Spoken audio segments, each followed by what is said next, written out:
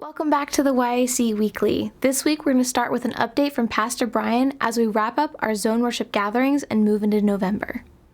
Hey York Alliance, just want to give you a hopefully quick update on some of the things that are happening as we prepare to move back inside and be able to worship together inside the building. It's been so good to have these zone worship gatherings over the summer. It's been such a blessing to be able to see one another and connect with one another. But we know as the weather changes, we need to go inside. And so we've been wrestling with that. And as I communicated a few weeks ago, we've made the decision to jump into the fellowship hall and to use that as an alternative worship space for the next season. I've been so thrilled with the way the elders have worked together to make all of the decisions that we've made throughout this season. I laid out for you back in the late spring 4 factors that we have continued to use as guiding principles through this season. 1, that discipleship and mission, 2, would be the primary things that drive everything that we do. Discipleship and mission is the heart of what it means to be the church. And what we felt was that the church needed to at least be doing those 2 things now as we journey through this season. And I think we've stayed very focused on becoming more like Jesus ourselves and inviting others to do the same thing.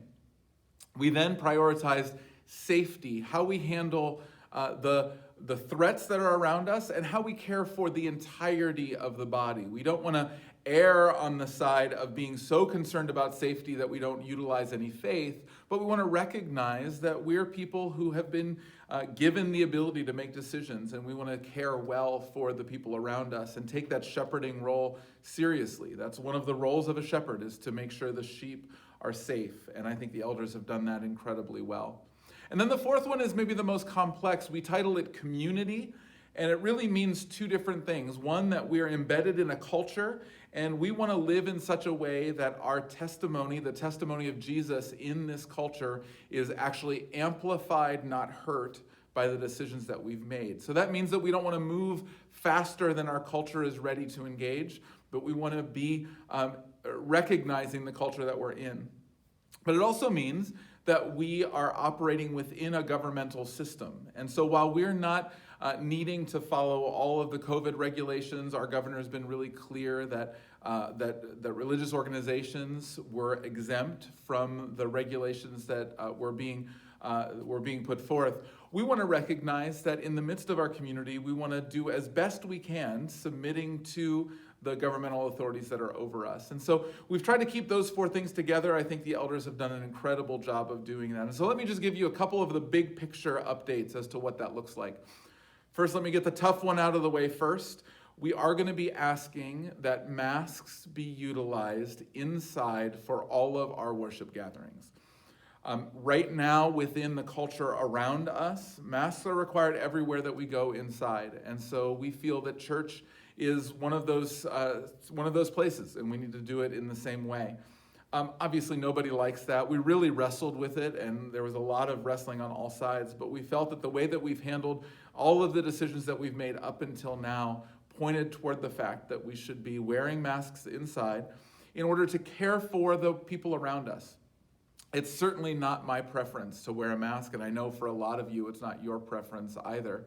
But the New Testament is really clear that when our preference comes in conflict with the need of our brother and sister or the world around us, the need always wins out over our preference. And so I'm going to ask you to be willing to release that preference, to come and worship with us anyways, and to wear a mask along with it. If you have any questions about that, feel free to reach out to me or to any of our elders, and we'd love to have a conversation with you. But we believe this is the way that we can best care for everyone, and certainly for the world around us that is used to wearing masks inside, and I think we'll be very comfortable with that as we begin to gather. A couple other questions that I've been asked pretty regularly. Would the sanctuary be a workable option? And as I said in the previous video regarding all of this, the answer in the short is no, it's not really a workable option, both from a cost perspective and a time frame perspective. We can't get in there fast enough in a way that makes all of the precautions workable. But maybe more importantly than that is we don't want to make changes to that worship space that are irreversible changes just because of what's going on right now. We knew that the fellowship hall needed an upgrade anyway, that we were going to be needing to use that space for a variety of different things in the future. And so we feel that that's really the best option. We are starting to look at what it will look like for us to, at some point in time, move back into the sanctuary as well as the rest of this main building. But for now, we believe the fellowship hall is the best option. The other question that we've gotten is around funding. How are we paying for this? And what's happening to the finances of the church? As you heard from Gary a few weeks ago, our giving has been strong, so thank you for that. Because of your strong giving and because of some of the things that are happening in the culture around us, we've been able to pay for this primarily out of our budget. There's some support that we have been given from the government. There's some support that we've been given from you as you've continued to faithfully give. And we have a reserve fund as well as a building maintenance fund that allows for us to have some flexibility when something like this comes along. The building maintenance fund will need to be utilized a bit for this first phase, and then we'll be utilizing it quite a bit in the future as we get this building up and moving and as we make some of the final changes that are going to be needed to the fellowship hall. So if you want to give directly toward this project and getting our entire facility ready for us to be able to gather again as quickly as possible, would you consider giving over and above your tithes and offerings to the building maintenance fund? You can do that on Tithely. You can do that when you direct your giving with your giving envelopes. But we would love for you to do that, and we would love to build up that building maintenance fund so that we're able to do all that needs to happen in order to make this work as we move into the coming weeks and months. Let me just say a couple quick thank yous. There's so much that has happened in the last 30 days as we've made this transition, and it couldn't happen certainly with my expertise. And so I'm so grateful for Don Grove, the chair of our trustees, who's done so much work as well as offered so much knowledge. And so Don has really made this project go. Jonathan West, who's an expert in HVAC and has helped us understand all that's happening and how we can make our facility as safe as we possibly can. Fred Weideman has taken all of his technical expertise and allowed us to get sound and lights and all acoustic panels and take the carpet off the walls and all the things that need to happen in the fellowship hall. Tim Seeley has jumped in and offered his expertise in windows to give us movable windows so that we're going to be able to have a room that breathes a little bit. And so that's wonderful. Pastor Mike, Pastor Tim have been huge helps in keeping things going. Pastor Jonas has given lots and lots of time and effort into getting this room up to speed. And I know many of you have jumped into things like painting and wall prep and all the things that need to happen to keep this moving. And so thank you to all of you. I know you have lots of questions in terms of specific services and logistics and how everything's going to work. I'm going to give you those here in just a few days. And so stay tuned to this for this same video feed with York Alliance Weekly for that, and we'd love to keep you up to speed there. We are looking at probably Saturday night as well as Sunday morning services, so that's a little teaser. It's going to be an interesting experiment, and we're excited about some of the opportunities that will give. And so that's it for right now. Kira, thank you so much for all that you're doing to keep us connected. That's what we have to say this week in York Alliance Weekly. Stay tuned next week as well as in this video feed for a special message that will highlight all of the things that are happening in this project. Thanks, Kira. Back to you. Speaking of buildings, we have an exciting update from Mosaic City Church. Hey, York Alliance. My name is Pastor Mike. I'm here with Pastor Eric and Pastor Sophia, and we're here to update you on this building that's right behind me. This building that we're hoping we're going to be in by November 1st. We're currently negotiating with the city a lease and some of the details around that lease. So again, we're hoping that that'll be finalized and we'll be moving in here and worshiping on November 1st. So pray with us to that end, but we're excited. We're glad for the contacts that we have in the city and the relationships we've built, because that has really smoothed the way and they've advocated for us to be here. So we're really glad about that. And we want to just thank you for all the ways that you've partnered with us so far. And if you look at this building just from the outside, you can tell this building's going to need a little TLC. So be on the lookout. In the future, we'll probably be calling on you to come and help us love on this building and get it ready to receive people. So some of the ways that you can be praying for us is that first of all, that we would get in the building, that we would be in on time, and also that we would be a blessing to this community around. We've already seen people come and join us, and they're filling out Connect cards, and we're so grateful for that. But please be praying that God uses us in this community to change this whole community around. The work of missions is something that is timeless and has continued throughout COVID. As such, we have a team ready to leave this week for North Carolina. Now, typically, we would have a time of prayer so that we can send them off with a blessing. So today, we would like to give you an update on the team so that you can be praying as they go. Hi, I'm Todd Jackson, and I had the privilege of leading the team to North Carolina to do disaster recovery work. It has certainly been a challenging year, and our spring trip was canceled. However, God has assembled 5 guys to go down and help people who are out of their homes. Currently, North Carolina has over 100,000 people who are still displaced from the disasters 3 years ago and in 3 consecutive years. The team members are John Bell, Gus Gottwald, Justin Bogert, Dave Lippiett, and myself. And we truly ask that you pray for us as we journey in these times. When I spoke with our leader in North Carolina just a few days ago, she was fearful that I was calling to cancel the trip. I was actually calling to confirm our trip and tell her our team size. She said, "We are grateful for any volunteers, and we certainly need more." So the team and I are going down to see how we work through this COVID experience to help our neighbors in need. We're going down to bring hope to those who just feel like they may be forgotten.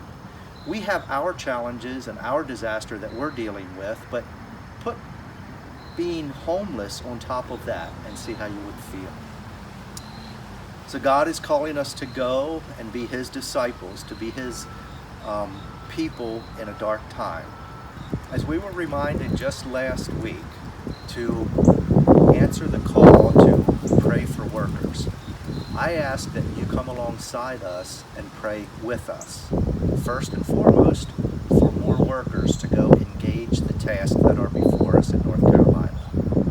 We would also ask that you pray for team unity as we travel, as we come alongside each other, that we grow together as a team and show a united front to the people in need. Pray also for our health and safety. We will be exposed to different environments, and we just trust that God is there before us and He will care for us, but we just ask that you remind Him of this as well. And we also pray that we are filled with the Spirit. We are overflowing, and that overflow pours out to our brothers and sisters in North Carolina. So thank you for your prayers, and we look forward to giving you a report when we return. Finally, today we have a story from Mindy Giuliano. I'm sure that many of you have missed connecting with her on Sundays, so here's an update on her story and a reminder to focus on the important things. A few months ago, I learned that there was a possible cure for my illness. Let me start by telling you about my illness. It's very rare. It's called leukodystrophy. I'm one of 7 women in the world. And when I was diagnosed with it 5 years ago, there was no cure, no treatment. And it was a little bit alarming for my family and me. And a surprise to us. It was not a surprise to God, but it was a surprise to us because it is a progressive illness, and I should have been dead about 10 years ago already. But when I learned about this possible treatment for me, I thought, oh, this is great. I heard that they were going to start human trials. And I was doing some more research and saw that human trials take 10 to 12 years. And I thought, well, I don't have that long. And for about half a day, I was very depressed. And I'm not normally depressed. I'm normally happy all the time because I have Jesus, not because of me, because I have Jesus. But I was a little depressed for about half a day, and then I very plainly heard God say to me, "Is your hope in science and medicine, or is it in me?" And a song came to mind, "My hope is built on nothing less than Jesus' blood and righteousness." And that's where real hope comes from. So suddenly, it didn't matter anymore that it might be 10 to 12 years until they came up with a cure for my illness. It's okay, because my hope is in Christ, who's a whole lot bigger than medicine or science. And that's my story. Well, that's it for this edition of the York Alliance Weekly. Thanks for joining us, and I can't wait to see you on Sunday.